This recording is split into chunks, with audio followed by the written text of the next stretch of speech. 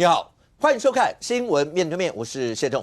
来一看为你介绍，今天要请到的特别来宾，左边第一位立法委员王一川，大家好；资深媒体人姚慧珍，大家好；政学教授范世平老师，大家好；右边为你邀请到的是台北市议员李博义，大家好；台湾市议员备少将于北辰将军，大家好；资深媒体人康仁俊。大家好。好，这一整个礼拜有太多的一些事。好，那当然，那到待会儿呢，节目里面来宾会帮你分析这一次，包括美伊战争到底要打到什么时候？那媒体一天到晚一堆的讯息。好，那说6号有没有可能会有一些初步的一些协议？但是最精彩的应该是美军奔袭千里。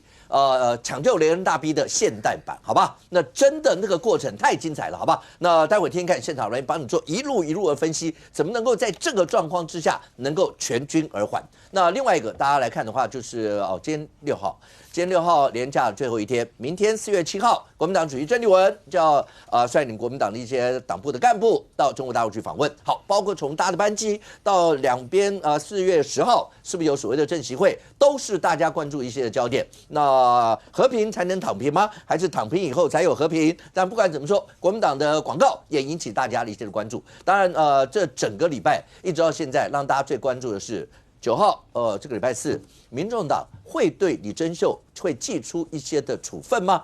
现在你每次在电视里面看《后宫甄嬛传》，你都没有想到，你真的在现在可以看到现代版的《甄嬛传》。那为什么会这样？让你先看一下钮祜禄珍秀怎么说的。来。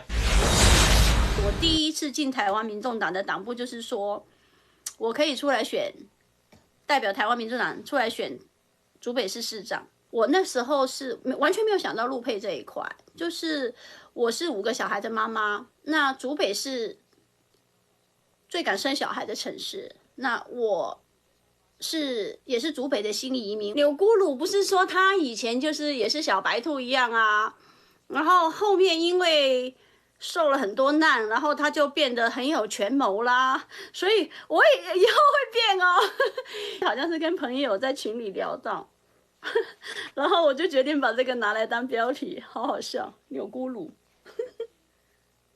钮祜禄甄嬛，钮祜禄珍秀。他一直在钮祜禄，人却那是钮祜禄。没关系啊，不管你钮祜禄钮祜禄是，他反正他一直要叫钮祜禄。那这句话到底什么意思啊？所以在未来，他的意思是要讲给民众党的人听吗？不，过去大家对于这个《后宫甄嬛传》这部这个影片那最经典的那一句话就是就是矫情比较多是知道这一个因为大家就知道甄嬛嘛，那很少会去注意说钮祜禄这个姓氏因为这个如果我相信今天一定很多人去 Google 了它就是这个八旗里面的一个姓氏然后呢，大概后来被引申言来，就是说我如果遭受到很多苦难之后呢，我要这个绝地大反攻不要再让别人来欺负我。看起来李珍秀想要表达，就是说他要转型，他要化身那我不知道怎么从川妹子换到这一个，也不太知道因为川妹子跟八旗也不太有这个渊源但不重要，重点就是你有没有看到他脸上的那个，对他那个字嘛。那个字应该是个赞就是当时他们挺柯文哲的时候那个赞不过我觉得李珍秀这个在直播上面表现那个赞大概是写给自己看的就是我现在要出征当时李珍秀在直播的时候这个脱口说出那个高虹安拿700万的这件事情。其实我讲我支持高虹安去提告他，但高虹安没有提告嘛可是我当时我就讲，我就说李珍秀那个700万绝对不会是脱口而出的，他一定有要讲给哪些人听大家可以调带走，当时有公开讲过这句话。结果你看他今天的这个最新的这个说法，事实上看起来是有这么一点点味道了因为我说实话我们在谈论李珍秀适合不适合担任立委的这件事情，其实有前提我们是拿法律、拿国籍法、拿他的就职的这件事情上面来认定，就是他现在其实不适合，不能担任一个立委。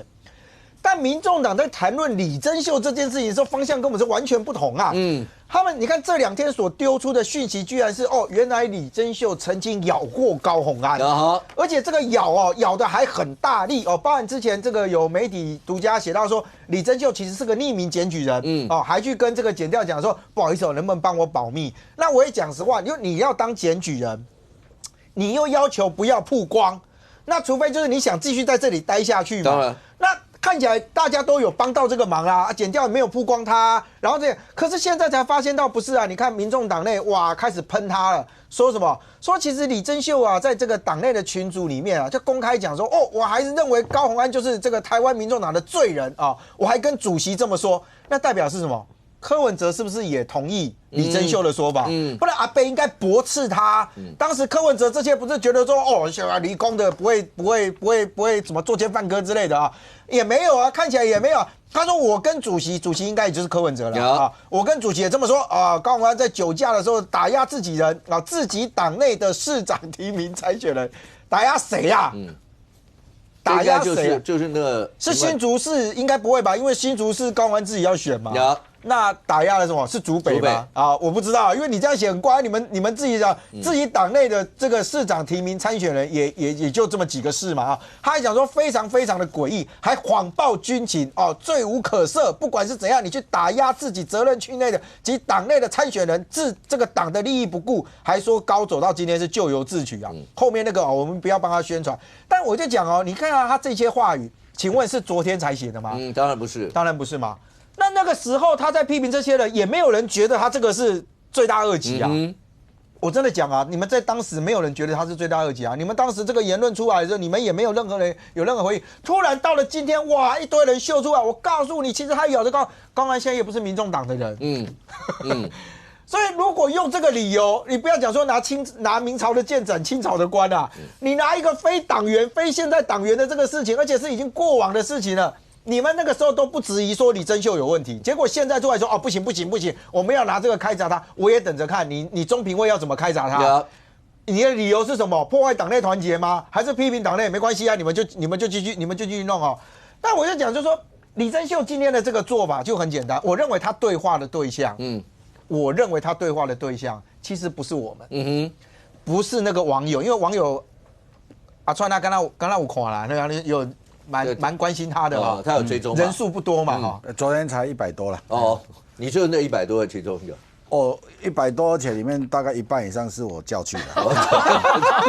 你帮他撑出那个盘。不是他昨天的那些话，我老实讲，我觉得是讲给柯文哲听。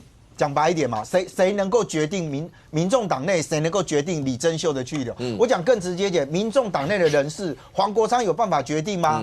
没有嘛？李珍秀自己也是说，除非柯文哲叫他走啊。对啊，结果更好笑的是，第一时间去问柯文哲的时候，柯文哲说：“你怎么来问我？不是啊，人家都点名你了，不问你问谁啊？人家怎么不去点名黄国昌？他是已经把黄国昌做小到一个程度，所以黄国昌也是啊，被问到这件事情，就黄国昌也很尴尬。我老实讲，黄国昌就闪躲。他对于这个人事问题，他就是闪躲。黄国昌根本没有人事决定权呐，全部都是柯文哲。你想想看哦，哪一个能够容许这种？以柯文哲的个性，你想想看，只要他的几个案件哦，不管具体市政有没有在那里，不管他觉得市政充不充足，他的做法都是我先痛骂所有人再说。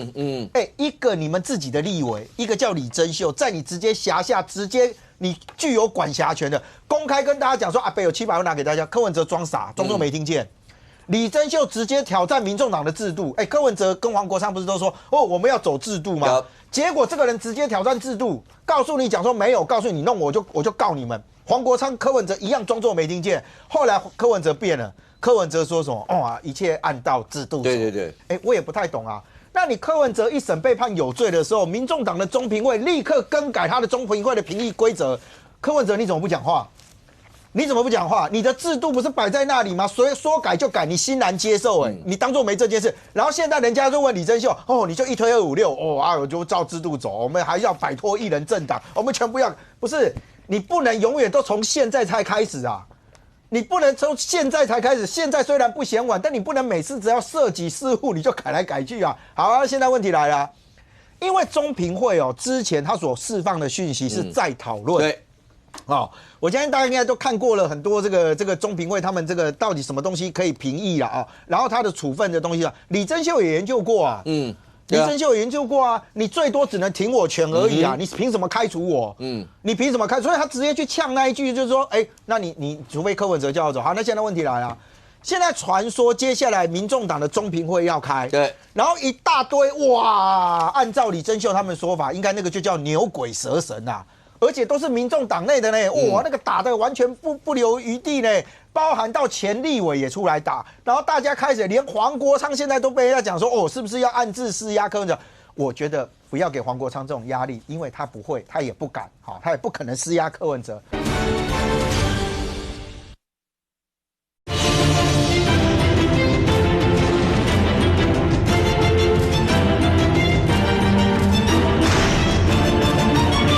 连黄国昌现在都被人家讲说，哦，是不是要暗自施压柯文哲？我觉得不要给黄国昌这种压力，因为他不会，他也不敢，好，他也不可能施压柯文哲，因为他的位置是柯文哲给的嘛。那现在问题来了，柯文哲那一句的说，那我留给制度，那是不是要比照他现在在金华城这个案里面？哎呀，那个中评会啊，独立机构啊，他决定完了，我们就照做。那现在问题了，李珍秀，我认为他不会同意这个说法。你看他现在讲的那句话何其之重啊！我会绝地大反攻，你觉得他反攻我们吗？不会啦。民众党内的事务，我讲新竹地区为什么单挑新竹？各位看一下他的用字的遣词，对于新竹的批评，这么重。当时在群组里面没有人敢讲话，你就知道他现在如果真的要丢，该觉得害怕的可能是民众党的人啊。OK， 阿川。你觉得李珍秀真的他那个战字，意思是说被剪就来剪，他是在跟民众党里面所有的人讲吗？大家要战就来战，他连法律都已经研究完了，律师都已经找了问了，所以呢，谁能够开除他？我先讲他们的规定啊，他们的规定能够被除名跟停权的几种：违纪参选，没有；贿选，没有；廉政透明，没有；妨碍投票，没有；恐吓伤害，没有；渎职，没有。酒驾没有，其他也没有，他只中了一条叫妨碍名誉。好，那妨碍名誉呢是在他们规定的第22条。他说你在什么网络节目直接做不实之人身攻击，攻击本党党员或本党，致相对人名誉受损，停权2年以下。那停权就停权嘛，停权就是党内的各式选举他没办法参加，他还是立法委员，所以他没差。就咬住这第22条，所以礼拜四民众党只能对他做这一条。那这一条最多就是停权。我刚念了一大堆什么违纪参选，这个才有到除名，连他那个其他的项目，刚看完所有他写其他的，他没有中任何一条。所以现在民众党遇到不是这个真的很奇怪，你知道所有的那里头啊，那个所谓的其他。一般一定会有一个叫做概括条款，他没有，就其他严重影响本党声誉或者什么。那如果照他这样讲都没有，对，好。那李珍秀，我们之前关心的是他的双重国籍，或者他是中国籍，他的身份有几个？会整他的身份大概一个是原来叫中配，那也是一个中国人，然后他是中华民国史上第一个拥有中国籍来当中华民国立委的，他曾经想当过竹北市长候选人，他是国台办的这个徐春英指定的立委的接班人，他也是民众党的金主，他是高虹安案的吹哨者之一，他是林冠年的合伙人。这一堆里头有一些我们不关心，我原来只关心他是不是一个具有双重国籍、一个中国籍的人在当中华民国立委，这个我们关心。至于他党内的事情不关心。那如果说这个他跟柯文哲在这一段期间，前几天曾经见过面，已经见面了。假设，OK。假设见过面了，柯文哲开了绿灯，开了绿灯以后，你才会看到像陈婉慧，像徐府，像这个陈佑成，学姐蔡碧如，这些人才会一起摇上去嘛。意思就是说你自己走吧，那这一个黄国昌讲叫做严肃面对，严肃面对，然后中评会是他们自己在运作的，那关键就来了，如果柯文哲开了绿灯，那另外一个重要的单位也要表态，就是国台办，因为如果李珍秀被拿掉立委资格，原来中国人在中华民国立法院当立委这件事就没了，就没了。那虽然他是因为党内的分赃被拿掉，不是因为他是中国人被拿掉，那对国台办来说也是另外一个事情。那因为李珍秀什么？李珍秀是徐春英跟国台办跟他们统战部报告完之后，指定接班人。那你现在要再把它拿掉，要不要回到中国去啊？去讨论这个事情，这个我不知道。但是呢，因为如果李珍秀跟柯文哲已经谈完，假设，我再讲一遍，假设已经谈完了。那谈完之后呢，李珍秀假设他也找了律师。那民众党用第22条要处理他，那就进入到以前那个马王政争就这样嘛啊。那你处理他也只能停权呐。我觉得停权李珍秀不怕啦。那你把他除名，他没当立委，他本身没当立委，他才会怕嘛。但是昨天那个直播我从头看完，他昨天直播开了1个小时又15分钟他本来是10点到11点嘛。你真的看完了？我看完了，认真看。后来那个林子宇进来了嘛。那李珍秀发现了嘛，说子宇我大哥进来了嘛。我已经讲超过了哦，好，那我们赶快关掉，就忽然间就关掉了。那但是他其实昨天在讲的基本上就在竹北市长。你刚问说他为什么可以想要选，对不对？他为什么想要选？他讲得很清楚啊。他说我在竹北住了8年，竹北的每一条路我都很清楚，红绿灯我都知道，道路哪一条设计不好我也很清楚。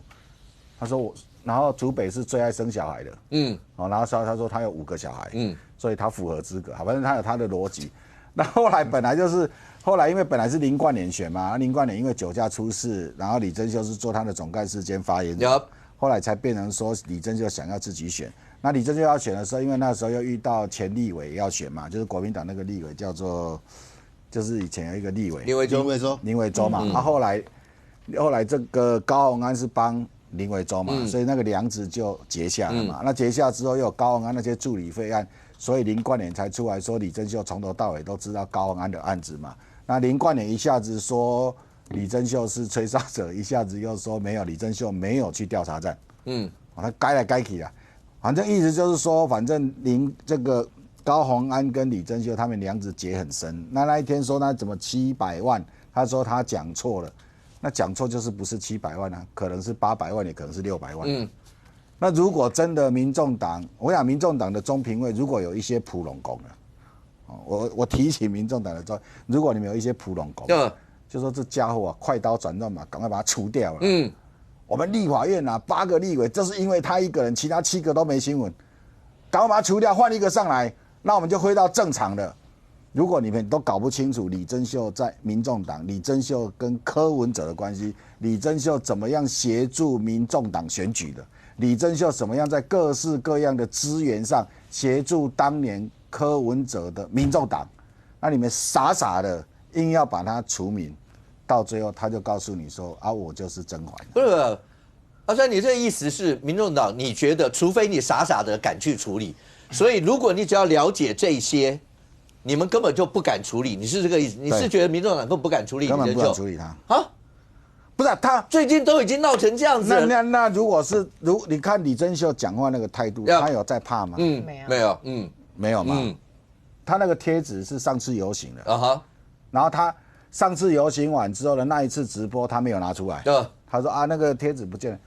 昨天是特别又拿出来，本来贴右边还改贴左边。然后贴左边，人家跟他说你那个字反了，他说没有啊，我看了没有反呢，是不是什么直播的画面下次我叫我的助理把它弄好，他就是硬要贴，他就硬要贴，然后他讲完之后，到最后林子宇上来之后，他说子宇我大哥上来了，他就把那个撕掉了。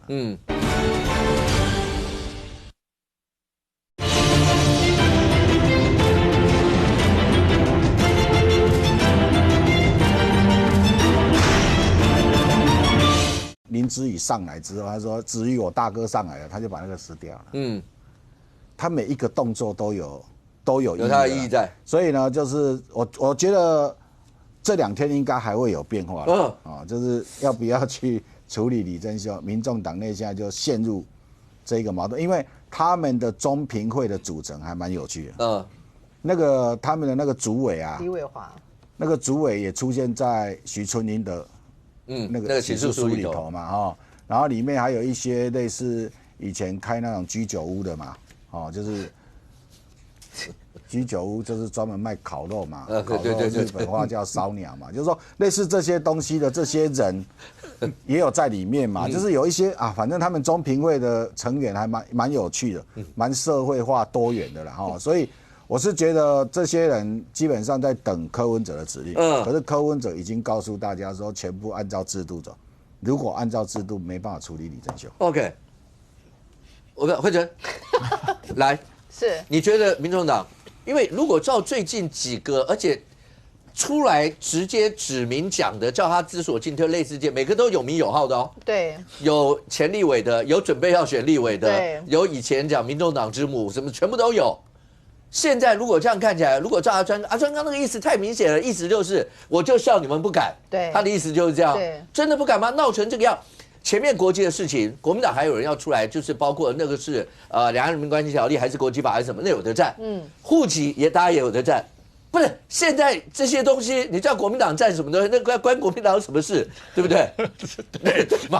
对，我也不知道站什么事。然后你现在还这个样子，然后真的是，我就笑你们不敢吗？会这样吗？哎呀，我跟你讲哦，你如果说今天是因为国籍，今天是因为户籍的事情要来处理李珍秀，我觉得那还是为了国家的一个那是制度上的问题，大是大非的东西。就是你现在拿一个什么，他去捅高虹安这个廖北亚条款，这根本是不知道讲什么嘛。在这一点上哦，其实我是支持李珍秀，清清白白。说一句实在话啦，李珍秀说高虹安收了一个700万，那高虹安为了什么案子被办的？不是就是跟这个助理费有相关嘛？那你这个助理费，当然你可以说这700万可能是政治现金的部分，跟助理费没有关系，但是我们大家脑子印象里面只记得助理费，他突然冒出了一个700万，而且展着说我也不是第一次讲，那这样听起来，我觉得搞不好是比较偏向所谓的吹哨者这个部分啊。那不管是之前的助理费，还是这一次的这个所谓什么700万，甚至跟这个现金有相关的，可以确定一件事情是。那个高虹安是不是真的有刑事追诉？一审都还判7年啊，所以哪来的有所谓的妨碍名誉的问题？没有妨碍的名誉的问题啊。那再加上高虹安现在几下狼啊，他又不是你民众党的，你为了一个外人，然后来砍杀自己的不分区的立法委员，这怎么说都说不过去。那为什么要做这件事？因为显见他的这个争议其实已经很大了之外，就是说可能对于整个党来讲不是正面效果之外。我觉得搞不好是担心他会爆出更大的料。你看水母王宇文这人是谁？当然就是我们把他变成，其实我认为他是助理之一嘛。对，我觉得认为现在整出戏可以该变成是匪逃匪的高虹安。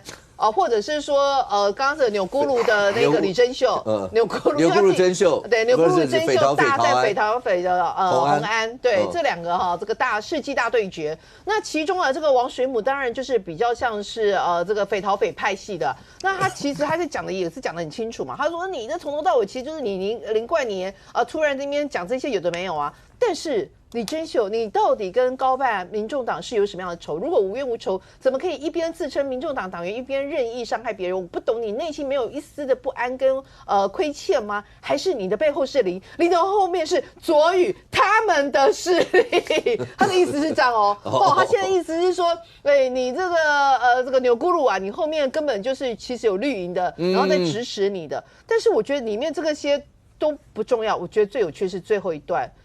如果随便来一句，你自称自己的拿了谁的钱，要来给民众党，届时民众党直接灰飞烟灭，我也是不意外了。什么意思？那代表着李珍秀可能有拿钱给民众党，李珍秀的这个钱是从哪来的？如果是跟徐春英案有相关联的话，那是不是就会变成串起来？中国透过徐春英、李珍秀把钱来帮助民众党的高虹安。这条线如果串起来的话，那你说你还有没有？所以他已经留了伏笔呀。为什么柯文哲不敢打？因为他不要成为国台办的首2分子啊。那之前。拜托，赖香伶、陈婉慧，一个是苗栗的党部主委啊，一个是宜兰党部主委啊，学姐啊，江河树啊，徐府啊，每一个人都跳起来叫你自我了断吧，给你一个白绫，叫你自己自我了结吧。他心里想说：嘿，我把白绫当成白围巾，怎么样？我都跟你干到底，谁怕谁啊？哦，再学了一句认祖母吃剩饭，等你，我一人在你们整全党，看你们谁敢跳出来对付我咕噜李珍秀。不是将军，没有想到事情会变得这么复杂吧？就是对民众党来讲，那本来就是一个那照规定，所以你看，本来大家都以为剧情演着演着，那就走人就算了嘛。那李珍秀当然也会觉得，我干嘛一定要巴掌？没有，现在感觉上是慧珍刚刚讲的清清白白4个字很重要。他现在那个战制，不只是在战间，是要战他自己的清白啊。那刚刚讲好，如果他手上真的有核弹，真的有什么？所以真的投鼠忌器不敢讲吗？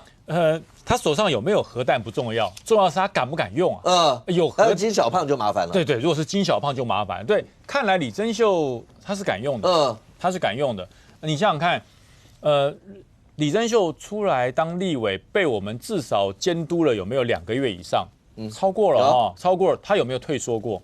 没有越战越勇，哪怕是王一川去看他的直播。他也不怕他也直接点名王一川他没有在怕的。他点名唐伯虎。唐伯虎，你现在知道唐伯虎是谁了吧？没有，因为他是。他昨天还解释说，为什么要这样？不是人家问他说你是在什么立法院的会馆嘛？他说有啊，这个王一川有解释过啊，我们会馆大家的格局都一样的，我就是在会馆里头啊。他蛮在乎的。他很在意王一川啦，不是他很在意我，是在意看直播的人呐。对，就他很，你也很捧场啊，你忠实观众。他很重视他每一个粉丝啊。OK。对，没有粉丝哪来的舞台？所以李珍秀，我觉得他手上有没有核弹我不知道，但是我知道他很敢用。如果那个钮在他手上，他随时都敢按。这才可怕。你手上的核弹是真的假的不知道，但是我敢用。那你认为民众党会不会担心？担心。当然。那么我讲，不管他手上的核弹是真的还假的，至少他是个吹哨者吧？他算吹哨者吧，对不对？我怎么样都记得第一个出来吹哨的是林耕仁啊。那怎么我没有看到高虹安的这些支持者，什么水母啊，在骂林耕仁？我一直记得2022年的时候，那时候黄国昌还不属于民众党。所以如果李珍秀当时是吹哨者，那么他应该是在黄国昌的保护范围之内。对，他是那个吹哨者保护协会的嘛。那么李珍秀在2022年，他担任了勇敢的吹哨者。黄国昌当时2022年的情境，应该是出来帮他平反。你们这些民众党凭什么追杀他？他有勇气我们当然要保护他到底。你叫吹哨者保护协会，你要不要保护李珍秀？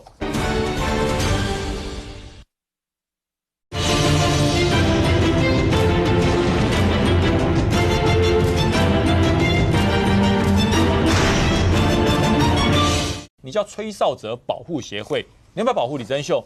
可是现在在2022到了2026以后，黄国昌已经变成民众党的党主席了。那你更应该保护李珍秀啊！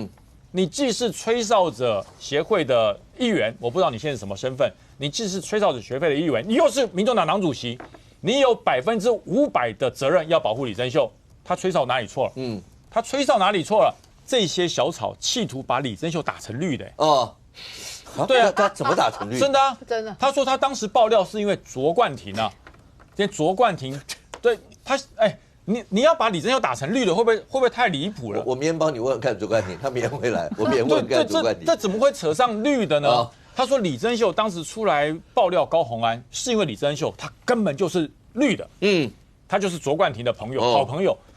卓冠廷应该不认识他吧？对不对？卓冠廷怎么认识啊？好吧，不管认不认识，那我想请问，那民众党当时怎么会提名一个绿的李珍秀？而且不对嘛，李珍秀如果是绿的，那国台办怎么会挺他？国台办是摆明了挺李珍秀，这国台办怎么不挺我啊？怎么不挺王一川呢？那为什么要惩戒我们？那对于李珍秀，他是毛起来，谁敢剥夺我们陆配在台湾的参政权，谁就是我14亿人的敌人。国台办是这样子去挺李珍秀的。按照我的立场，我觉得李珍秀离开立法院，我是高兴的。为什么？因为我不知道他对中华民国的忠诚度如何。那么你说，那你不能这样就怀疑他？不，对于国家的忠诚跟国家的安全，我宁可怀疑错，也不能让他进入。OK， 那所以大家可以看一看，李珍秀第一个错在哪里？他讲完高虹安这700万之后，他隔天不该道歉嘛？你一道歉就表示你是乌龙爆料，你并没有乌龙啊，你讲的并没有错。那个你去听柯文哲的这个法庭里面的相关的对话所截取的哪里有错？第二个，民众党有没有办法去处分李珍秀？我认为民众党是可以，但是他不会。你说的可以是可以到开除吗？他可以用党纪把它开除掉，因为按照民众党的党纪有29条，叫做破坏党誉罪。破坏党誉罪这个很宽呢，很宽呢。就是你用不对的资讯、不明确的资讯，间接的证明了柯文哲有 A 钱，这还得了啊？你侮辱的是把民众党视为己出的创党主席柯文哲，这就叫做侮辱党啊！这算不算是重大破坏党誉？我觉得是。不能大家聊一聊吗？如果阿川刚刚一直在假设说，假设大家聊一聊，因为是李珍秀自己说的，除非柯叫我走啊。那如果大家已经搞成是这个样子，你看看，包括蔡壁如是柯文哲好，你说他叫以前的经纪人也好或什么，然后学姐啦或者什么这些全部都出来，那当这时候柯文哲不能够就直接跟他真的好好聊一聊吗？柯文哲不是不能聊，他是不愿聊。因为他如果聊完以后，他把他留下来了，那小草的压力柯文哲要扛。如果不留下来把他赶走了，国台办的压力柯文哲要扛。柯文哲都不想扛啊，他既不想扛小草的压力。他也不想扛国台办的压力，最好的方式就是一推256，交给你组织。那我讲现在一席的不分区哦，你说我要回复这个正常的组织，那当初的6席呢？黄国昌等6席，为什么2年条款？这个中评会不能决定，他们的党代表大会不能决定，要柯文哲一个人决定，这很怪。1个立委的去留你不能决定，6个立委的去留你点头就滚了，所以我才说。这叫做什么？柯文哲想与不想而已。如果他要处理，早就处理了；他不想处理，就是两面都不想得罪，既不想得罪小草，又不想得罪国台办。人家补什么？简单补什么？我觉得民众党还是要诚实去面对李珍秀未来可能会出现的一些状况，譬如包含到大家提到说这个李珍秀是不是有捐钱给民众党或什么之类的啊？我给各位看一下，这是我用李珍秀第一个，因为它有个新合力公司嘛然后新合力公司基本上我没有查到它的政治现金的金额啊。那李珍秀确实对于民众党来讲有一些捐款你可以看得到这个地方捐给赖香林1万块，捐给这个柯美兰1万块正好。他对阿北非常的喜爱，捐给阿北500块，500块500块，捐最多的是林冠年。因为林冠年当时要选那个竹北的时候，他捐给他10万他捐给他10万，后来他也变成他的这个总干事发言人，总干事兼发言人。我不知道是他是因为觉得这样他可以选这个竹北市长对于他最热爱的民众党，因为给了他立法委员这个职务呢，给了民众党跟柯文哲的价值是一模一样的，一样给500块。这是他们自己跟监察院的政治现金的申报2个500块，柯文哲500，民众党500块。不是500万我记得为什么会这样讲，就是说李珍秀那个说法让我不由得想起了当年陈信宇的那一个我觉得民众党要好好去思，因为民众党内一直有一个疑问，就李珍秀今天这个状况到底是哪一个人觉得李珍秀棒到可以当立委？民众党最早在设定新住民立委的这件事情上，其实并不是单纯锁定在陆配或中配这件事情上，它其实是针对新住民的部分，所以他那时候不管你要海选或者是怎样，其实人数都不是这个局限在中国的这件事。那现在李珍秀出来告诉大家讲说，我手上掌握更多，我回来看他当时为什么会讲高虹安那个700。有没有其他的钱？其实因为你还是你觉得他那个不是不小心说了一个700，他是刻意要去透露一些讯息，从那时候开始就来告诉你们说，我手上确实有一些东西。我不知道小草看到这一个，你们可以自己去查这个不是我 key 上去的。他对于最热爱的柯文哲捐给他500元，对于民众党捐给他500元，他到底有什么能人异士，让民众党现在全党护住他？大家觉得不行李珍秀怎样，我们要把他护到他，结果居然发现到不是民众党要弄掉他这件事，是他现在选择跟民众党开战。我就必须讲过去其实那个质疑，老实讲很多人就已经在质疑为什么他可以上位到这，而且以柯文哲的性格来讲，对于李珍秀这种荒谬的事情，到现在是为止是装聋作哑。我要补充一点我要强调李珍秀的直播应该是针对台湾内部的。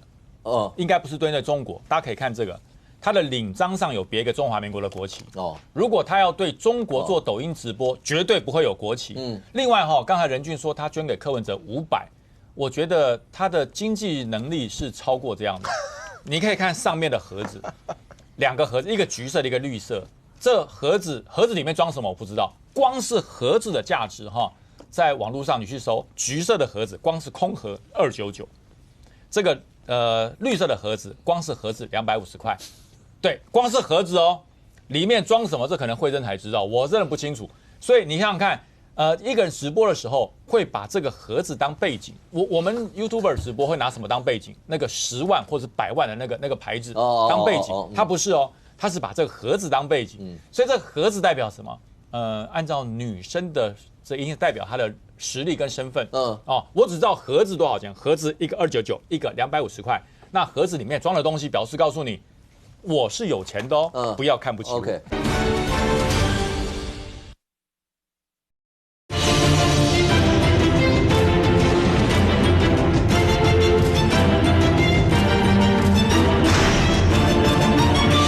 那盒子里面装的东西，表示告诉你，我是有钱的不要看不起我。OK。但博宇，现在事情也变成这样，你会发现，那时候我们在讲国旗跟户籍大家吵的时候。国民党的朋友在这里都一定会讲说，你们大家要用，不管从国旗到两岸人民关系条例，那个是制度。刚才慧珍讲，那是大是大非的问题。那我一直讲，那个是好了，那是中华民国台湾最深水区的一块。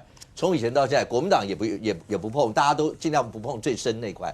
但李珍秀这件事情，民众党都碰了，柯文哲碰了，但碰了以后，现在变成这样，从头到尾都不再讨论刚才那些事，连那个橘色啦、什么绿色盒子都拿出来了。我说李珍秀他到底具不具备委员资格？我觉得国民党可以来研究一下。但现在已经演变到李珍秀他的家务事的问题。对，我们国民党我不晓得要怎么样来做一个评论啦，就好或坏，我觉得民众党自己决定啦。但是就旁观者角度来讲，我可以讲我自己的推测，我猜测。对，现在民众党感觉起来是把中评会推上第一线了，就很单纯，不管是柯文哲或黄国昌主席讲法都一样，就是中评会会做一个最好的决定。那中评会有什么决定？我个人在猜，我觉得应该是停权而已。我认为就先停权，所以他还是继续当委员，因为我觉得他会先走一个50-50的安全牌因为什么都不做，这无法交代。你直接把他开除党籍，这个好像很严重。那没有，你直接开除党籍，他就已经量化了，接下来就直接跟当初马王政争一样，可能是就要黑化吧。对，所以我猜他可能会先停权，然后停权完之后再看李珍秀委员后续的状况如何，再来做后续的处置。我个人觉得这个机会是比较高的，所以我在觉得中评会、民众党的开完会之后，不会有特别让大家觉得特别惊喜的答案，不管是继续保留他当没事，或者是直接把他开除掉，把他剔除，换人递补上来，我认为不会发生了。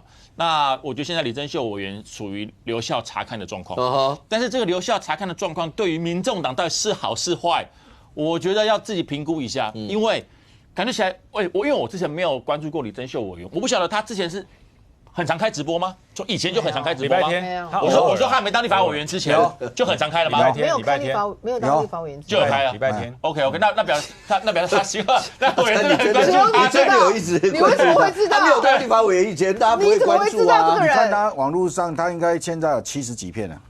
他有直播记录了。OK， 你们两个真的很早就开始互相锁定是最近这几集，这个读阅览的人比较多了。OK。那如果是这种情况的话，那代表了李珍秀委员本身就有开直播的习惯，而开直播习惯之前大家没有注意到，是因为他的讲话内容可能不会太劲爆，大家不会特别去注意。但是最近这几集为什么大家都会注意，甚至还剪片出来看，就表示因为他的内容相当的炸裂啊，而炸裂的对象是谁？恐怕是民众党自己。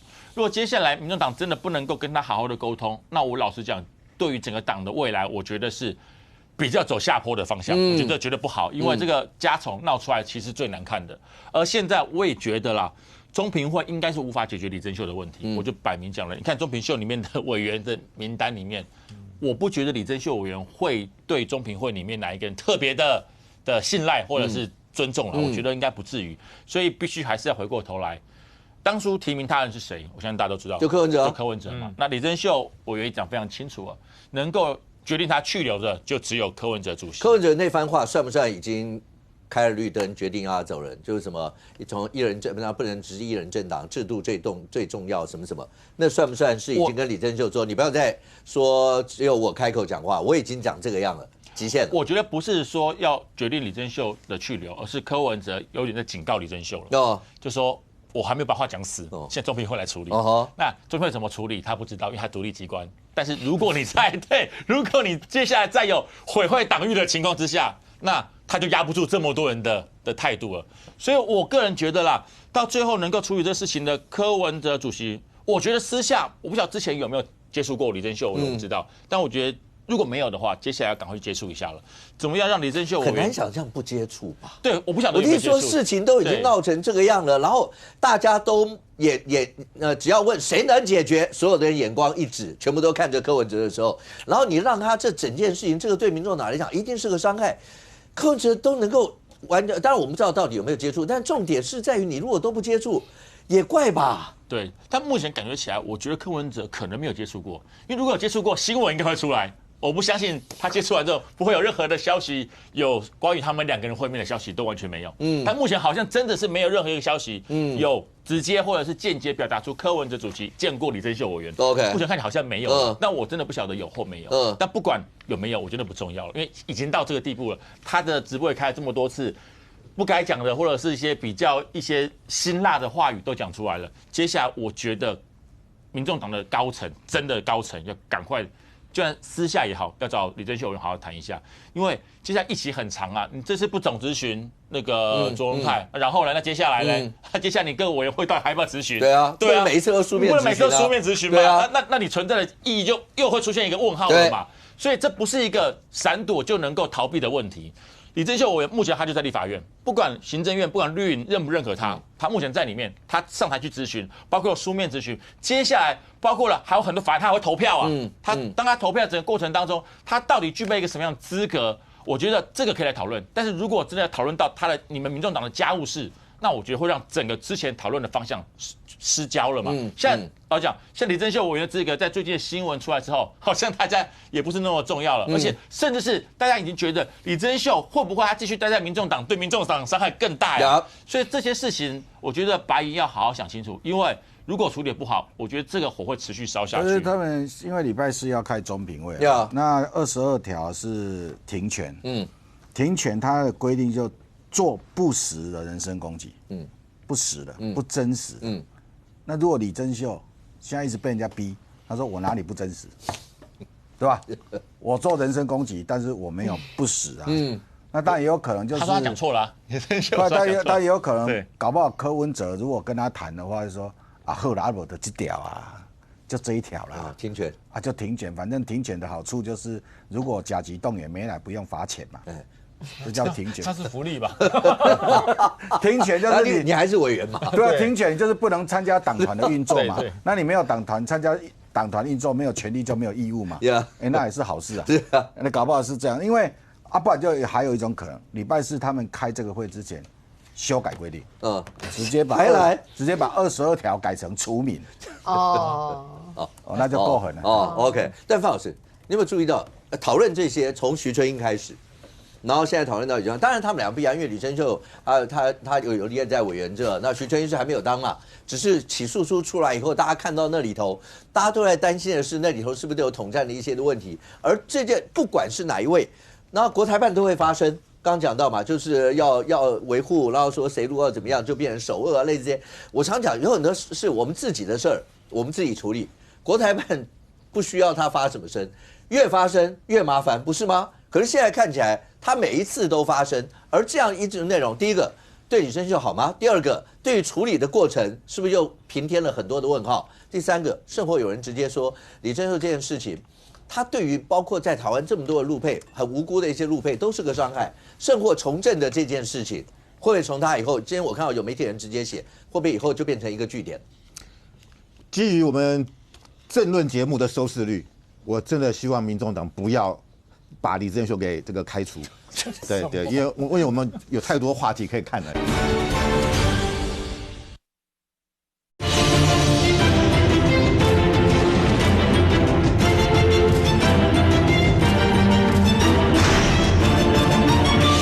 我真的希望民众党不要把李正秀给这个开除。对，因为我们有太多话题可以看了。你看接下来他要去质询卓荣泰啊，那全台湾都关注怎么质询呢？没有人会在乎阿川质询啊。李正秀讲谁？但有很多人在乎阿川质询，在乎了，我们在乎了。阿川一定会看的，阿川一定是护航的嘛，同党的嘛，对不对？李正秀怎么质询？大家看旁边站的是谁？明天早上10点了，李正秀排的时间是明天早上10点。对啊，大家本来在等明天，如果他跟卓荣泰，明天 SNG 车都到立法院了，就看他一种什么样收。不是阿川，你怎么会解释这一段？你应该是解释说你的质询也很有看点啊，你怎么会去解释这个呢？因为我怕他明天质询没人看的。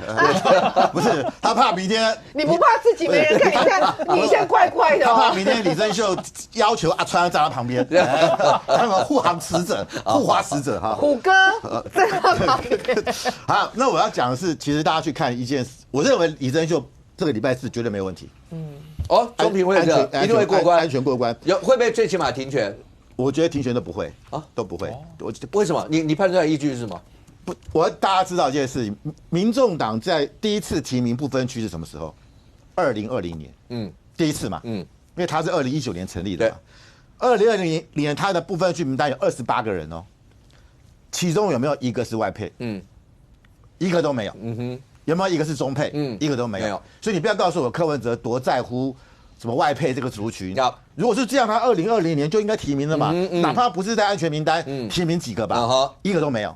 那为什么到了2023年提名了？一开始是徐春英，后来我们在大概6月份的时候传出了消息，后来大家讨论嘛，被大家批评嘛，后来徐春英自己在11月份的时候他自己退了，然后才有这个曼玉珍，然后李正秀是排名在15名，柯文哲那时候排在15名，大家根本没有人在意嘛，因为大家觉得李正秀怎么可能补得上呢？不太可能嘛。所以我觉得，那这个安排的转折点在哪里？什么因素让柯文哲忽然重视了外配跟中配？我觉得就是因为国台办的主任宋涛，他是在2022年的12月29号就任。然后隔年2023年，就民众党就提名了中配。那为什么宋涛上任民众党，你觉得会受到这个？因为宋涛是所有国台办主任里面历届以来第一个最长期待在福建，最了解台湾的。宋涛是福建师范大学毕业啊，他本人不是福建人，从1978年在福建工作，一直到2001年，整整工作了23年。而且当时才跟他一起，都同样在福建的人是习近平。对，所以我们知道宋涛被认为是习家军嘛。所以你看，1978年中国刚刚改革开放，台商正是络绎旅途去福建嘛。然后那么多台商，然后那么多到了这个2001年，那时候更是不得了。所以他跟台商的人脉。他跟对台湾的了解，我们说对台情的了解，台湾情报的情势的了解，当然是比什么张志军啊、刘捷一，他们都跟台湾、跟福建无关。那甚至你说像那个什么陈云林是东北人啊，更不要讲了。好，或者你说王毅，他们都跟台湾无关。所以宋涛他自认为他是最懂台湾的，所以他在当上国台办主任，2022年年底的时候。他做了一个很大改变，就是我们对台工作要从消极转为积极，要从被动转为主动。所以他已经不能够满足，就是说我们在立法院找几个这个我们替身啊，或者什么代言人，他要亲自部署，就是要由中配进入。那这当然是一个很大胆的一个想法。当然他们当然宋涛我觉得很聪明，为什么？我找国民党不行，因为国民党派系林立，自己分都不够了，怎么可能给中配？而且有些国民党的地方的诸侯，他跟中国不一定有关系啊。你说像这个严家，这个台中严家，或者是什么云林张家，他们是搞本土，他们是搞什么农会啊、水利会，他们跟中国不一定有关系，他叫不动。第二个，当时的国民党主席是谁？朱立伦。朱立伦跟对岸是保持距离的，对中国很讨厌。可是民众党不是哦。民进党是一个人说了算，谁？柯文哲，我只要搞定柯文哲就可以嘛。所以你可以看到说所以你看今天如果我是宋涛，我安排了这个李生秀，这在对台工作是一个转捩点。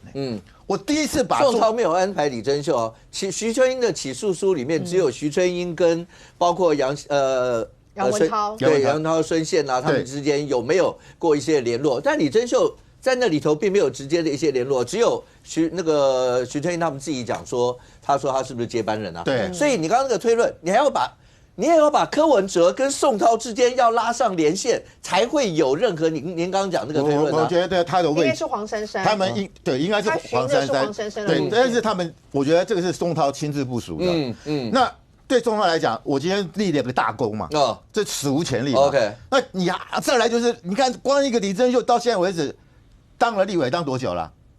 当2个月，可他比很多立委的声量2年还要多。当然我不止阿川声量很高，有些立委2年的声量都没有李珍秀2个月来的多。我问你，把台湾搞得那么乱，整个台湾跟着李珍秀这个政论节目每天讨论，我是宋涛，我开不开心？我开心啊！我把你们搞得这个台湾内部的矛盾啊，他当然不能让李珍秀退啊。李珍秀如果一退，那国台办的目标都达不到了。OK， 所以我认为基于柯文哲跟中国那边的默契，我认为他会力保这个李珍秀。那当然，我觉得当然就是李珍秀未来在立法院，但你会说他这个什么没办法质询啊，干嘛或者是我们的官员不理他这样，对他来讲算什么？我只要能够完成这个历史的一步，我就可以。我的家人，你看他讲啊，我家人以前我的国台办从来不会来看我们的啊，我父母亲啊，将来来看啊，为什么？你立功了嘛。OK， 所以我觉得不管你这个如何，他受尽委屈，但是他卸任了之后，我认为他会得到非常好的回报。不过现在看起来的话，对于民众党来讲的话，当然一方面是李珍秀这个问题到底该怎么解决。如果刚刚来宾的判断，到礼拜4，一翻两瞪眼，看中评会会怎么样处理。但是对于柯文哲柯前主席来讲的话，包括那个诉讼一路上接下来要打2审，或者是陈佩琪，我不知道，其实柯文哲的律师或者柯文哲不知道有没有跟陈佩琪讨论过，说真的这一阵子，不管脸书啦或者什么的，发出情绪 OK，但就不要讲到一些跟这些都有关系的，什么我们的钱还在木刻，这些词一讲出来，我跟你讲，柯文哲看了也会头痛吧？是，尤其是。到目前为止，我们都知道木可公司事实上这个侵占好像是公益侵占部分大概6000多万的样子嘛。那这个东西本来大家都已经认为说已经宣判了，那你之后再怎么样，你就等于2审再进行相关的一个诉讼，或者是在辩方这边再看有什么样的主张。但他这个讲法，人家讲说这个不是这等同于自白了吧？他说就是政治献金的部分，木可公司啊、中央基金会啊被科高刑责啊。然后呢，再来就给你扯到，比较容易，每个总统都有自己的商业的卖小物啊。检察官说卖小物是政治献金啊，有人政治献金又贪污啊。他说那奇怪了，小英商号赖桑小铺都是私人公司，都不违法。那请问你们民进党开的法院的标准是什么？更扯的是，我们钱还在木可公司内耶，全部没入。民进党们开的公司都结束了政治献金，不但没有申报，且都不知道 A 到哪个人的户头里面，竟然都没有违法。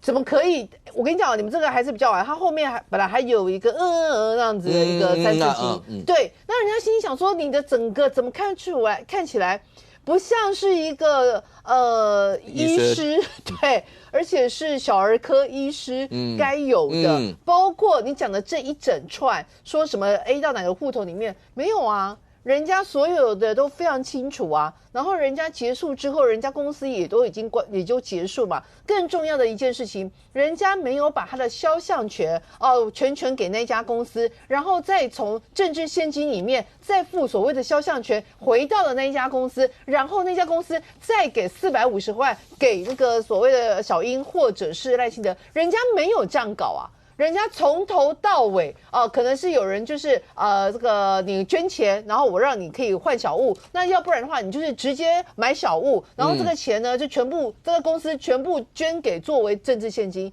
人家自己私人跟政治献金跟那个所谓的这一家私人的公司没有任何的三角贸易的一个关系啊。你现在的问题是发现，你除了是侵占这个木可公司的钱之外，你用假交易的方式把政治献金洗到了木可公司，然后你木可公司又用支付那个肖像权的费用，再把450万给柯文哲。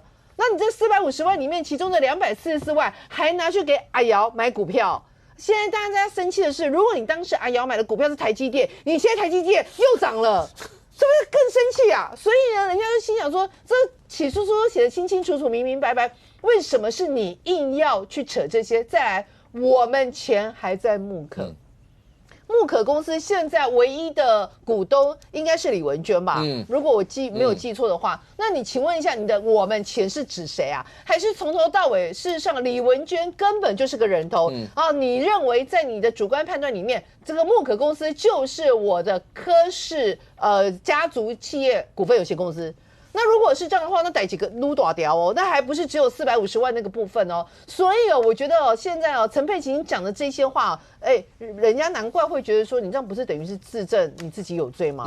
这个贪污的问题已经不是只有柯文哲，还有你自己的相关的财产来源不明。所以也就是因为这样的情况之下，陈佩琪现在人家才会说嘛，你的。看起来你越讲越多，你给自己的犯罪的一个事实越讲越多，你的负面情绪，或者是你用情勒的方式来情勒司法这一块，有一点超越了。这你看他扯包括小英、3只小猪、赖场小铺卖东西，然后接下来说要到监察院，然后你们不办没关系，他就找监察院这些，然后呢，在所有这些的过程里头，包括刚才讲到对民进党里头。他批评的讲的很多的一些的东西都直指民进党，现在不只是柯文哲，陈佩琪讲起民进党更直接，甚或都讲到说你们就是不把柯文哲搞死，你们不善罢甘休，所以这些所有的一切，好了，你说那是情绪用语或什么，但这对整个国内政治啊各方面来讲，尤其他讲说他是没有不涉及实质内容哦，像他会讲说为什么盖章的都没事，然后结果她老公被判这么重，网络上有很多人觉得最讲到情何以堪，他讲说为什么彭正生他们都没事，不是，不要讲彭正生没事，他只是缓刑。对、可是对彭正生来讲，这一路过来中间发生的所有那些事情，他其实可能是里面受伤最重的一个。为什么很多政务官去当首长啊，他一定要有一个高阶的事务官当他的副手？你看几乎每一个市长都会有一个很资深的人当他的副手。就是最后这个首长要盖到章之前啊，这一个事务官啊，帮他做最后的把关哦。只要这个事务官跟你讲不行，你这个政务官得卖给搞哦。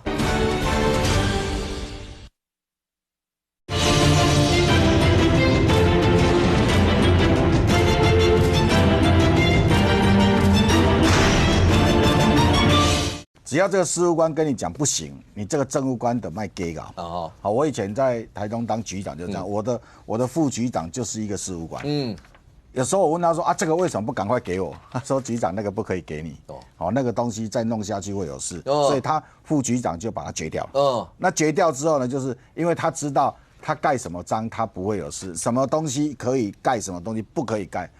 我觉得这个案子像这几年看下来，柯文哲跟他太太两个人啊，一直陷入一个迷思。他们听过太多政治人物跟钱有关的做法，他把它集大成。他说选举被调入柯文哲，我就捐给你柯文哲，就给你了。很多大老板就这样，我就给你了。你要反正你要拿去干嘛都可以啊。有人是这样的。那有人捐了钱之后，他说：“你要开政治现金的收据给我，因为我要报税。”那有些说啊，可是我不要报税，那你有没有公司可以开发票给我？于是他就去搞木可。那你有没有基金会？那不然基金会啊，基金会做公益哦，对我公司来说名声又更好。我做基金会。那你有没有社团？所以他就去找了新故乡。我觉得柯文哲把众望基金会、新故乡、台湾民众党、柯文哲竞选总统、副总统的这个政治现金专户，跟木可所有的钱全部搞在一起。所以只要出现一笔钱，他们都要去想这笔钱到底是什么钱。然后前后就兜不起来。那我觉得很奇怪，那律师要跟他讲，不然找律师干嘛了？律师要跟他说这一题绝对不可以说是私人的。比如说木可就跟我们没有关系，木可是李文忠、李文娟他们在弄的，那个不要来问我们，从头到尾咬到底就是木可跟我们夫妻没有关系。但是陈佩琪又说我们的钱在里面啊。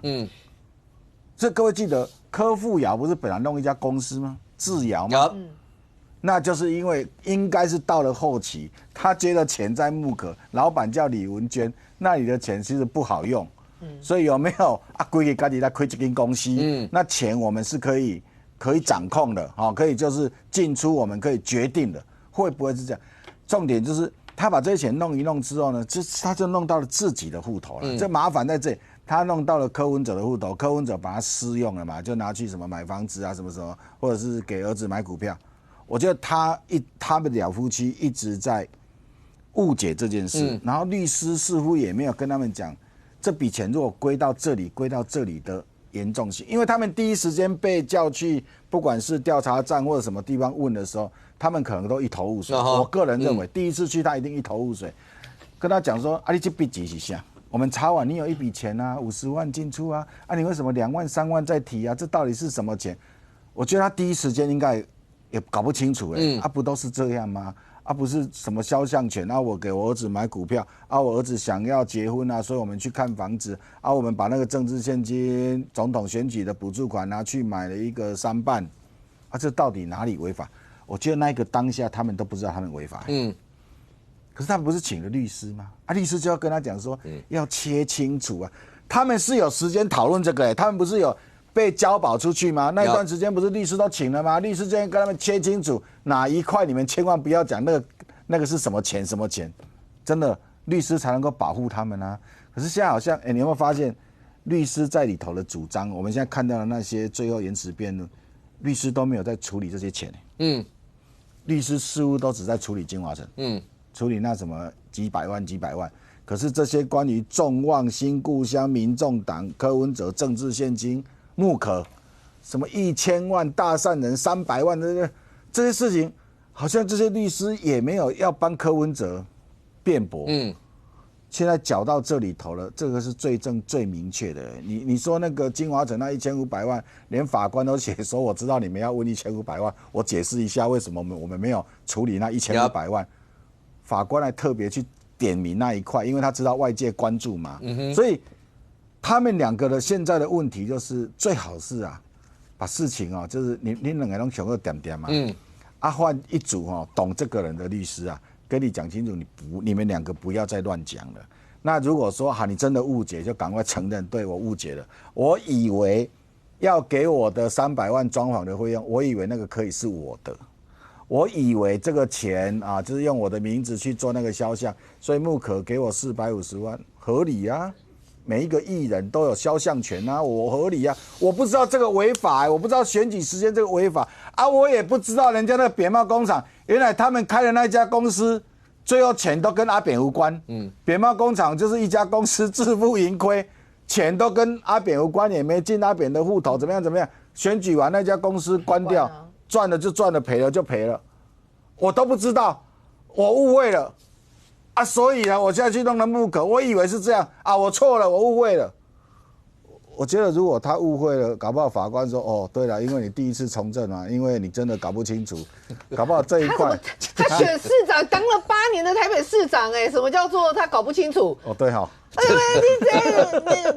这个我跟你讲他就跟什么你知道吗？他跟他在吃东西一样。我除了我自己的牛肉面，那我看得到的都是我的，所以他就咕噜噜，然后就这样吃嘛。我拿那个小菜，我帮他解释一下。还有皮蛋，我帮他解释一下。你不要再害他没有，他因为他有拍比较浪的画面，对，就他们3个人坐在一起的画面，没有错。张启凯跟这个蔡壁如，他们桌上都只有鸡肉饭，连汤都没有。可是叫来的小菜全部摆在柯文哲面前，没有错。可是照道理来说，如果3个人在吃饭，人家去叫来一堆小菜，照道理来说，那个小菜是会再往旁边移一下。当然柯文哲本人应该说，这或者是汪燕给来最后的。对啊。可是他的逻辑，现在蔡壁如帮他解释逻辑，他眼前看到的全部是他的。就是我。他到底是都没人给他对啊，没有人，就是他出社会这么久都没有人提醒他。那如果是这样，他就适合吃简餐，他日本料理就适合吃定时，就每人一份的，他不能吃桌菜。他如果去吃桌菜的话，那转的那个就是一大盘那个什么鱼翅羹倒下来，那碗要多大？还是一只鸡都怎么样？这样。所以对他来讲，你刚刚讲的什么钱捐给政治现金，钱给木可，然后到新故乡什么。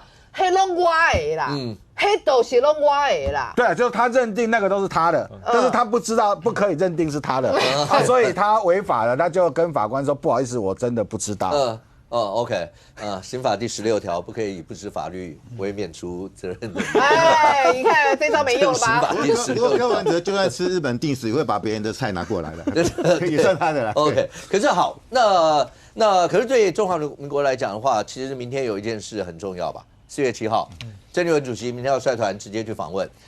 这过程当中，来范老师，这整件事情，他对于未来好，第一个，因为军购还在。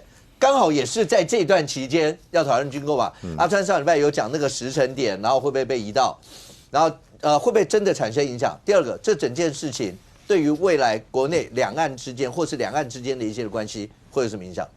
我想，当然这次等于说阔别10年，对因为我们知道就是说郑丽文他一直认为说，哎，这个过去10年都停办了嘛，那这一次当然我们看到就是说。他等于说打破了这个僵局。那我认为过去10年为什么没有办？当然，就国民党的党主席这10年有谁？当然朱立伦嘛，好，这个吴敦义嘛，还有这个江启臣嘛，我觉得他们都很清楚啦，就是说这种国共高层的论坛本来就不会有什么具体的结果啦，因为讲一些很空洞的东西嘛。那而且去了之后会被戴红帽子，那何必呢？就是得不偿失嘛。就干脆不要去嘛。因为对于国民党，如果他未来要选总统的话，这当然很重要啊。可是对郑丽文来讲，我觉得他真的有很大的使命感啊。你看这两天这个中国那边又说什么郑丽文什么他的父亲是什么抗战时期有做出重大贡献嘛也是那个义勇军啊什么的，然后说他是什么他是那个广西那边的人嘛，云南那边的人，就把他就追根溯祖啦。那我觉得中国就是要凸显一个就是两岸一家亲嘛，然后血浓于水嘛。那我看那个郑丽文也是欣然接受，他这次做的是上海航空，到这个为什么像有人就把蒋万安这次去双城论坛吧，那是做立荣跟华航，对，就来回是分别是立荣华航，对，我的意思是说。郑丽文他们在这件事情上，我不知道过去几次国民党党主席出去，在飞机上面会不会特别注意？这个我解释一下，他那一班飞机是同一班，那是上海航空跟上海东方航空是华航3个 co-share， 就是他那个班机是共享的。好，那你会拿到哪一个登机证？不知道，没有，就是你订票你跟谁订？你如果跟华航订，你就订到的是拿到华航登机证，但是你也是坐那一班。你如果坐上海东方，你也是坐那一班；你坐上海航空也是坐那一班，其实都是同一班。同一班就是明天早上11点的那一班，就从松山飞上海虹桥。那重点就来了那为什么国民党要去跟东方订？对啊，他为什么不跟华航订？为什么？因为那个是中国统一订的。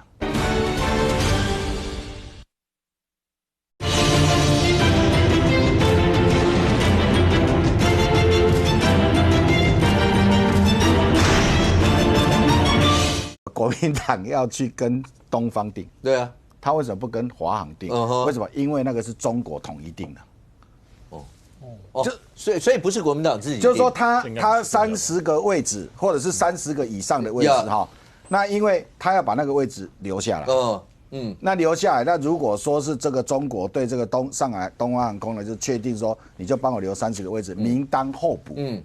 因为国民党的名单到现在还没公布，就是说那个名单搞不好在增减当中，所以那个位置就留下来了。所以坐的还是同一班的，要跟各位解释，他坐的还是同一班，只是说他订票的航空公司是上海航空，上海东方，不是跟我们的华航订了。不会，这个要不要先解？因为这个会好，你说这个就是坐飞机嘛，不管他做什么，反正就是要到那。可是。有些时候在这种时候，是不是应该要注意一下？因为不想被别人抹红或者什么说都是人家安排或者什么，要不要注意这个？我老实讲，这个刚刚是预算委员讲，因为我也不晓得这个状况。我说实话，但是我也必须要讲，的确啦，就是如果从我们这边飞到对岸去坐华航，直接对啊，我们是有华航，对，长荣也有啊。对，我觉得争议会比较小了。对，但是可能因为主委员讲的，可能因为对方定下来，那我们接受对方的可能邀约，所以我们就依照对方的定的这个名额，然后我们来把我们名单交上去。但我觉得可以多注意一下。可是这件事情，像张荣恭他有接受访问，他讲说国民党非常在乎这件事情，包括两边要平等啦，要尊严、互相尊重。对，这件事情也是大家讲，不管你是党对党或是以后不知道有没有机会，两边的实际上你知道会有像类似当初马习会或什么，对，这个是非常重要的吧？是，所以对你们来说，真的做到了这一块了吗？我想。现在的状况其实因为还没有发生，这个消息我不晓得。但是既然我们副主席讲过，他就说这回过去一定是比照之前的等级，合乎对等、尊严、互相尊重。我觉得这是最基本的啦。因为如果这几点没有做到，那回来的政治效益会非常大啦，这一定会被拿出来讨论的。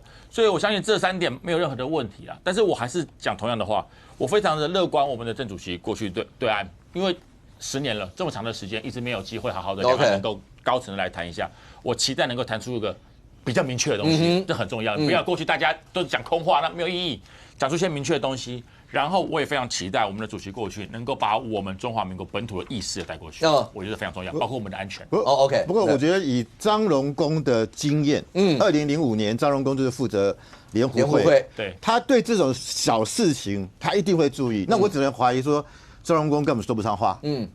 就是他，或者是中国就是要全力主导。你可以说，如果要是他能够主导或是参与意见的话，他应该会在这些地方，从包括飞机要不要做我们的什么什么类似。对，我觉得这个没有什么技术性完全没问题。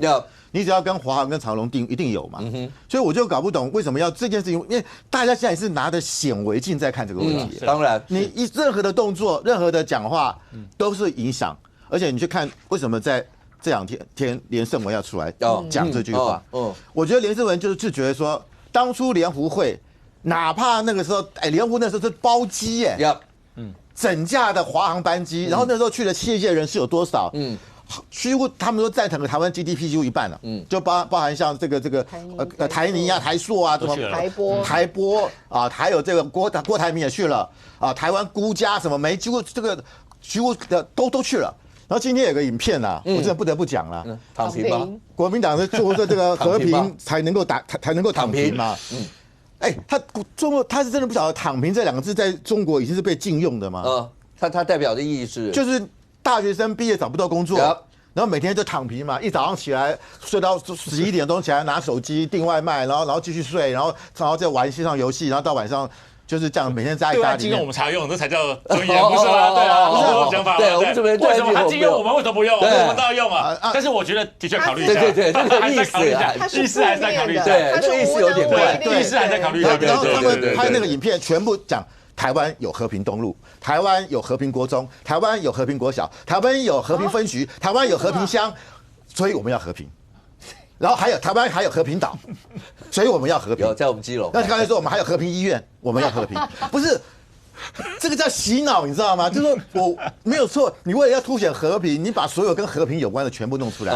那我一开始因为我们刚才在录节目，他就讲有人讨论这个，我说那会有和平岛吗？因为我还没看影片呢。果然有和平岛。有啊，基隆啊。对，后来我说影片你看不在乎我们基隆的和平岛？对啊，我说影片里面有没有？我开玩笑，我想说应该会有吧。后来果然有。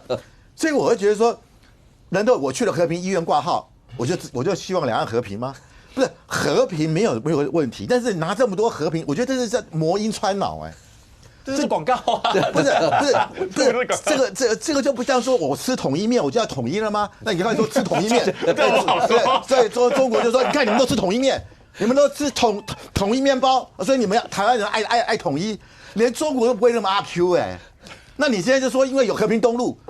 那我们就是和平。那赖清德是统一师的，对啊，对啊，我觉得连中国都不会那么阿 Q 嘛。你看赖清德支持统一师，赖清德支持统一。这些我觉得国民党那个宣传，大家听了觉得看得很荒谬。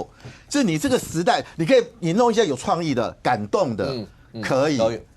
你就因为这个就是，我觉得就是好像是不断给你强制灌输。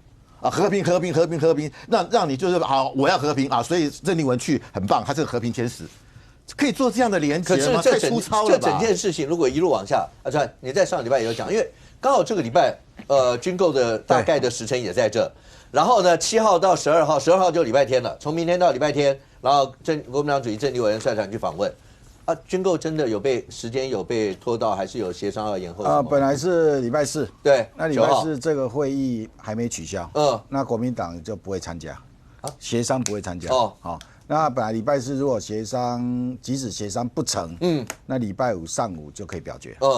那表决不管表决过国民党的3800亿，民众党4000亿，或者是行政院的1.25兆，总是会有一个版本，就在礼拜5就表决。那因为国民党就在上个礼拜4嘛，要放假之前，他就丢了一个公文出来，他就说，这个国民党发了公文，他说，请把这个协商改成4月15号或者是16号，再来进行相关的协商。他说为了让协商顺利这句话，为促协商顺利，所以可不可以改这2个？光这句为促协商顺利，我就搞不太懂了。为什么要弄到这样？那就是为了郑丽文。好，那郑丽文当然有出来讲说不要那边带风向，他这次去中国跟军购完全无关。可是呢，另外一个人叫卢秀燕，卢秀燕就讲了一个实话，他说啊，因为主席出访啊，所以等主席出访再来讨论军购，回来以后不要急着这几天。那如果军购跟这一个出访无关，那就礼拜4协商，礼拜5来表决嘛，因为没有立委去嘛。这个郑丽文也不是立委啊，所以也没有立委去啊，那就立委好好的处理这个案子，不管表决要多少钱，就大家来表决嘛。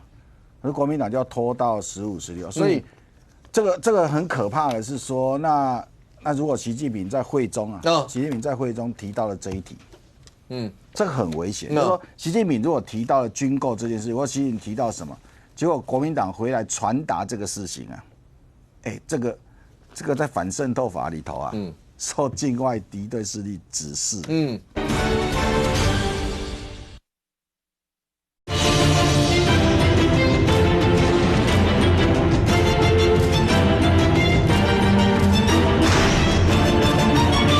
这个在反渗透法里头啊，受境外敌对势力指示，这就会有那个空间被想象啊，就境外敌对势力指示，然后在台湾从事什么样的这样的一个活动或宣传，反渗透法的文字是这样。那当然这个讲到那里去就比较这个沉重了啦，比较沉重。但是如果去了一趟之后回来，对军购的态度，国民党做了改变，那你要跟社会解释说，没有，跟习近平没有关系。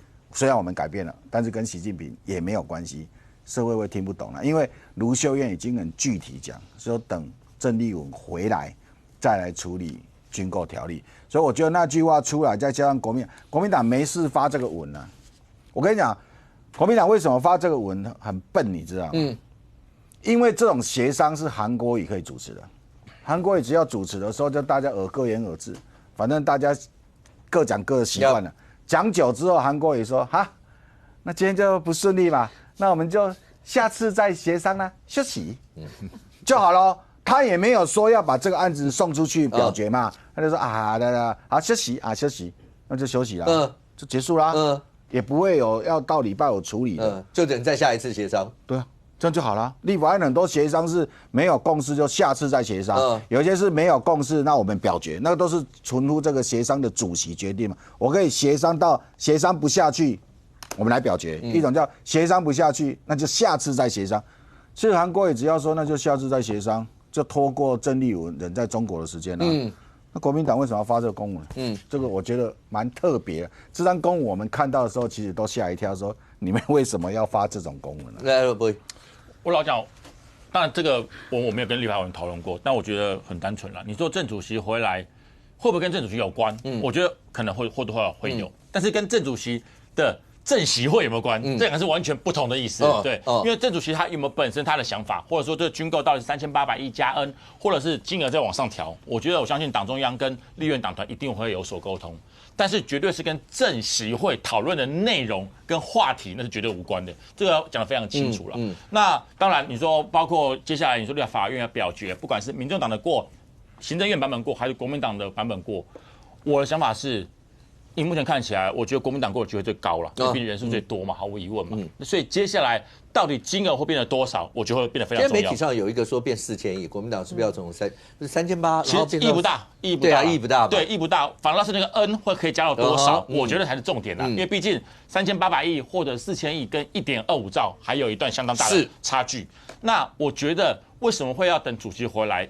我个人觉得或多或少跟卢市长的建议也有关系，因为卢市长就讲了很多嘛，就是8000亿到9000亿，对吧？这个范围之内嘛，所以那既然国民党对卢秀燕市长，我相信是有期望的，在2028，我相信一定有期望。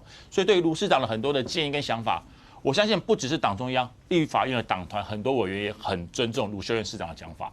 所以目前的状况虽然是3800亿加 N， 但是最后国民党版本有没有可能再做出一些调整，然后能够让不管是卢市长的想法、立法院的想法跟主席想法，更加的能够互相的融合在一起。我觉得这个事情当然要等郑主席回来的时候，才有办法谈出一个比较明确的数字了。但是真的跟郑席会是没有关系的，不会讨论到军购多少，也不会因为对岸讲什么话，我们国民党对于军购的想法有什么改变。因为我们觉得该给的就是要给，我们不会挡军购。但是很多如果真的需要讨论的，或者需要更多细项的，我们也希望相关单位行政院能够提出来更多的一些数据，包括一些系列。我觉得相对而言，对于民众而言，会是更公平的做法。会这么简短补什么？是因为我觉得连胜文的这一封信哦不寻常。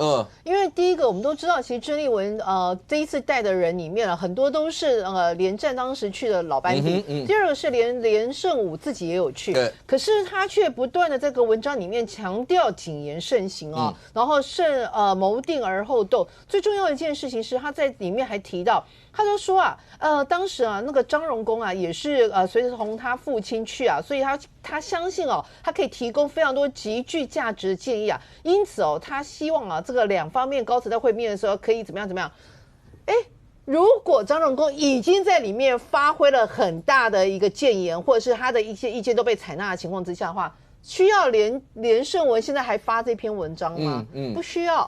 第二个，为什么连胜文要在郑丽文即将要去的时候要再强调一次要谨言慎行？现在坊间有一个说法说郑丽文要去跟那个习近平，或者是说跟中国这边对谈的一些谈餐内容并没有告知连胜文，就是连家，甚至好像说其他的，搞不好连张荣公可能都没有看过。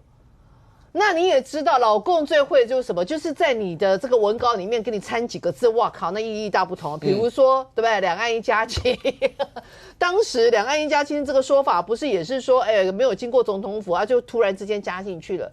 所以我觉得连家，我们大家都会认为有一些郑丽文这一次的起手式，不是就是秉持着从什么2005年的连家连战当时然后再来这个马英九什么，但你发现马英九先跟他们进行切割，连胜文在这个时间点却又有这个谨言慎行这一块，所以我真的觉得郑丽文这一趟会不会发表让人家出乎意外的一些所谓的对谈的内容其实值得注意。来任俊，除了简单补一下这个，但是最重要一点是，两岸大家都希望春暖花开，要和平，大家都知道。那怎么样能够真正能够做到两岸和平，然后维护到主权，当然重要。要不然的话，你看美伊这场战争，真的不知道是那个消息满天飞，什么6号会不会有协议？川普说在台北时间8号上午8点，如果要是没有最后的一个 final 的话，他要把伊朗的桥跟什么石油设施什么全部都炸是怎么样？然后，但最重要的一点是，只要战争就一定有伤亡。美国一架 F-15被打下来，那个抢救的过程，那真的是千里奔袭。抢救仁恩大兵现代版，他真的就是这样啊。好，我先简单讲下连胜文那个，我认为连胜文是拿当年自己的切身之痛在提醒郑丽文2014年的时候，当时连胜文跟习近平见面，短短几秒钟，那个时候你知道被骂成什么样子？来，我给各位看当时的报道骂他的人是谁？你知道柯文哲阵营的发言人叫潘建志，直接质疑连胜文，你就是跟习近平表示要参选台北市长。结果那时候连胜文说什么？你柯文哲不要假清新你不要自己以为不错你只可以抹红这个。连胜文说：“我那时候习近平只问我说，你好高，你多高？大家还记得这件事吗？所以我认为他当然是以他当时的那个状态，他很清楚的知道郑丽文其实最大的问题就不受控啦。您刚刚提到那个马习会的那件事情，那时候经过多少人，连水连花最后马英九至于跑出来说我要开记者会，整个就歪掉了嘛，你就是不对等，极度不对等在那里啊。但回来看这一次美国在这个所谓伊朗行动，今天有一个戏剧性的，大家如果看所有的报纸的头条，全部都搞得跟拍电影一样，连川普自己都出来说，哦，这个比电影情节还厉害啊。川普最厉害的是什么？搞这一招，因为一证实就到以后，他在他自己的社群网络发文，只讲一开始3个字 ，We got him。我们救到他了，后面再开始慢慢写。他最擅长搞这个。对，而且现在大家看到这个剧情哦，就说当时不是传出来说美国有这个所谓 F-15E 的这个打击鹰，对，然后被 K 到嘛，然后有 A-10 被 K 到，然后2架这个黑鹰直升机被 K 到，但是到底多少飞行员因为这样而遇到危险，其实一开始讯息都不明啊。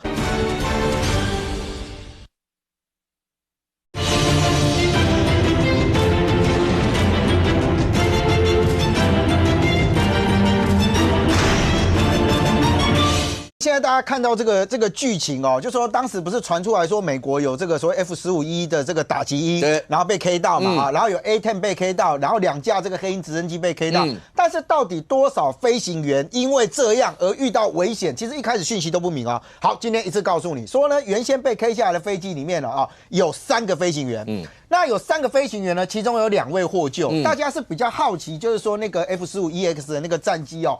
为什么这次需要救援？哇，这次细节告诉你啊，因为它是一个双座战机啊。大家如果有看这个汤姆克鲁斯就知道啊，前面的前座就是飞行员，后座那个就是武器管制官。结果哇，今天细到什么程度？你知道，说2个人同时跳伞，但是因为飞机速度很快，所以呢，前座的飞行员跳伞上去之后呢，飞机还在走，后座的飞行员因此这样，你不要小看那几秒钟哦，那几秒距离就很远。所以为什么前面的飞行员获救，留下1位飞行员留在这个地方？好，如果大家有兴趣去看一下好莱坞有个电影哦，叫做《冲出封锁线》，画面几乎差不多一模一样。为什么呢？飞行员在身上不会有什么太大的武器，就一把手枪。现在传出来讲说，这一个飞行员真的一个人在伊朗险恶的山区里面，只靠着一把手枪，躲过悬赏的搜捕部队。好，我告诉你啊，事实上今天告诉你的这个讯息更多。为什么讲说跟电影一样？他说哦，一开始我们要准备要这个去找人的时候，把这个什么联合小队啊，这个海豹6队、三角洲部队统统一起来。哇，今天讯息更厉害。其实本来的时候啊，他们因为飞行员事实上他身上有发报器，对，他有传出一个讯号，而且甚至不止传讯号，还传讯息。结果呢，美国这边接受到讯息呢，发现以为是假的。为什么？他的文字很简单 ，God is good。上帝是好的。所以美国情报单位一开始拿到的时候，觉得说这太像伊斯兰教的用语了，怎么可能是我们的人呢？还说后来多方求证，这个飞行员的同僚哦，大家讲说哦，他的宗教信仰，他平常讲话就这样。后来才觉得说好不行，我们要派人去。按照现在的说法，就最少派了数十架的战机，还有呢这个200多名以上的这个人呢，只为了深入敌区里面去救这个上校武器管制官。好，我们来更厉害了，什么样叫做电影情节？大家觉得说应该就是夜黑风高的夜晚，然后哒，然后就看到人救出来，对不对？没有。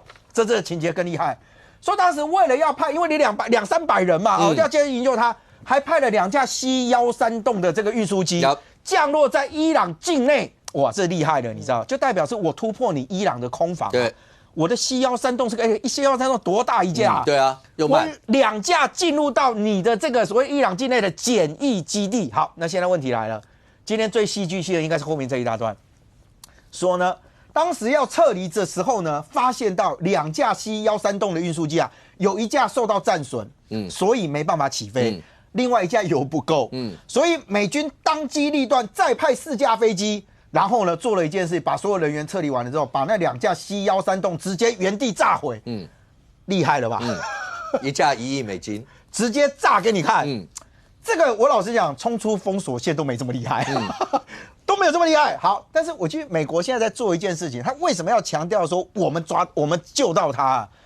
我认为对美军来讲哦，事实上接下来他会面临到更大的问题是，这种战损的情况会不会增加？因为你看哦，这一次传出来被 K 下来的哦，比如说 F-15E，因为它其实在拿来做打击鹰，是它要拿来作为地面投射武器。另外一个 A-10。A-10在美军服役非常久，一度要被除役了，但是为什么？它是对地攻击机，所以呢，你看到包含黑鹰2架，全部都是要接近地面的。现在传出来讲说，其实伊朗很厉害吗？伊朗怎么 K 它的？伊朗很简单，不是用什么高效能的武器，居然说拿便携式防空系统，台湾这边简称就刺针飞弹嘛。他们拿这种哇单兵干的就直接 K 下来。所以我认为对于这个美国来讲，他其实遇到另外一个状况哦，就是说。美国试图他透过一些打击的能力，告诉大家讲，我摧毁了伊朗。你看他说我要把伊朗打回到原石器时代，真的有办法吗？伊朗的防卫工事做得多好，我把我所有东西战力保存在这个地方。你今天不要说你 K 掉我多少的战力，我只要能够 K 到你一架，开什么玩笑？我大外宣，我就可以告诉大家，你美国没有很厉害。所以我觉得川普当然试图希望透过这件事情告诉大家讲说，我的人，我今天不管怎么样，又回到勇士们。对。没有一个人可以留在敌境里面，我要全部找回来。可是我就讲，如果他的战争持续的拖长，看起来美国跟伊朗的战略目标不一样啦。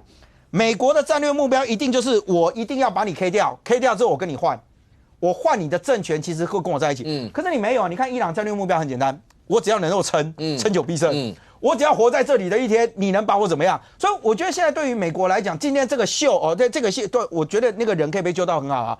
可是美国开始面临的是其他的盟邦愿不愿意跟美国投入伊朗战争。现在看起来已经有人开始有不同意见了。OK， 那将军。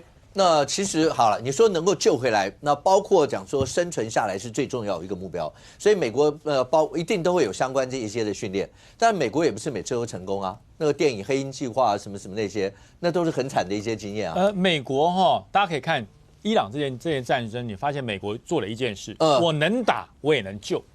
其实救是比打还要难的哦。因为救第一个你看从抢救雷人大兵到那个黑鹰计划，有成功的，有失败的。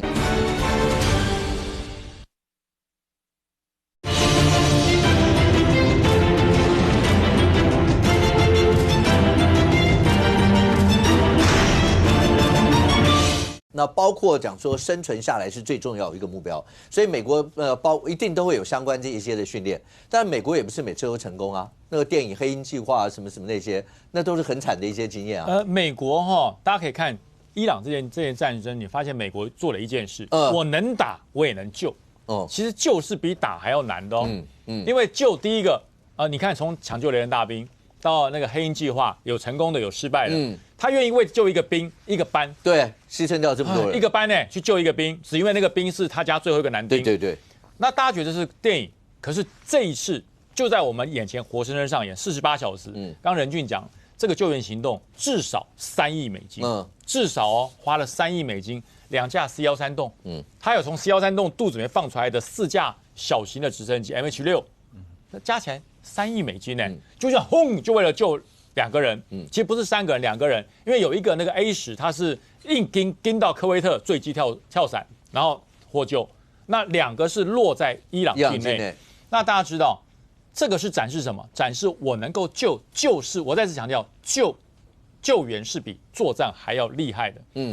大家可以看救援，除了我去的队员，我的特战队员厉害之外，还有本身的飞行员，他的求生训练要很扎实。这是美军从多次的失败所得到的教训，所做的一个 SERE 的生存特训。这里面第一个我要活下去，就是这个武器官，他因为跟飞行员不同的时间弹跳，所以他掉在一个比较复杂的地区。他下去之后，他第一件事情，他的那个发报那个生存那个讯号机发生讯号之后，他就关掉了。他就关掉，为什么？我知道我的友军在找我，我的敌军也在找我，对，所以我就关掉。关掉以后，所有人都认为他会躲到阴暗处，没有，他是往2000公尺的高山上去登。为什么？他们的训练就是这样，你要让我的人知道你在哪里，那敌人都认为你会躲到阴暗处，所以那些伊朗都在山脚上找他，他就是往山顶上跑。然后呢，他什么都要会吃哦。他在训练的时候，仙人掌你要把刺拔掉，吃仙人掌维持水分。那你的蛋白质不够怎么办？像甲虫这一类的昆虫，你要把翅膀拔掉，把它吞下去，你才不会死。所以他的第一个我要活下去，第二个呢，你要躲避啊，你要闪避。所以理念的计划是不能被抓到，你尽诸般手段不能被抓到，等到救援的人来为止。所以呢，他在躲避的同时，他也要有撤离的计划。然后最后第三个是抵抗。如果你真的被发现，我拼了命也要抵抗。如果你被抓，你只能讲出3件事：姓名、军阶、出生年月日，你其他都不能说，其他都不知道。所以这一个这个所谓的武器官，他弹跳出去的时候，他被救回来之后，他说他的头部有受到重创。大家有发现这么巧吗？没有，因为来救他虽然是友军，连他友军来救他，他都只能说出姓名、军阶跟出生年月日。友军哦。特战队，我怎么知道你是不是伪装的？没错，对，谁知道你是真的假的？连这个特战队员把他救了，上飞机后问他，他也只说出姓名、军阶、出生年月日，其他都不讲。所以他到了被友军救了，他还坚持这个。你看这训练有多严格。最后一个脱逃，就是他的如何使用信号弹，如何无线电跟其他的装备，并且正确有效躲到安全的地方并回报。所以美军是从了多少次的经验教训。得到了这个 SERE 生存特训，所以不只是救的人厉害啊，被救的人要有非常扎实的求生训练。我再次强调，他连被救上友军的飞机他也只说出我的姓名、军阶、出生年月日，其他的他说我头被撞到，我都不记得了。这就是严格的训练才能够获得最后的这一次48小时。宛如电影的救援行动。OK， 美伊战争到底还要打多久？那看起来明天会有重要一些讯息，是不是能够达成初步的，包括大家要停战的协议？如果没有，川普已经讲在礼拜3上午8点钟，台北时间上午8点钟，如果没有协议的话，包括桥、包括石油设施该炸的发电厂要全部都炸，真的要走到这一步吗？那明天上午，国民党主席郑丽文率团出访。那这整个访问对于包括两岸关系、国内的政治情势有什么影响？我们大家拭目以待。非常谢谢现场所有来宾，也非常谢谢观众您的收看，兄弟们，我们明天见，拜拜。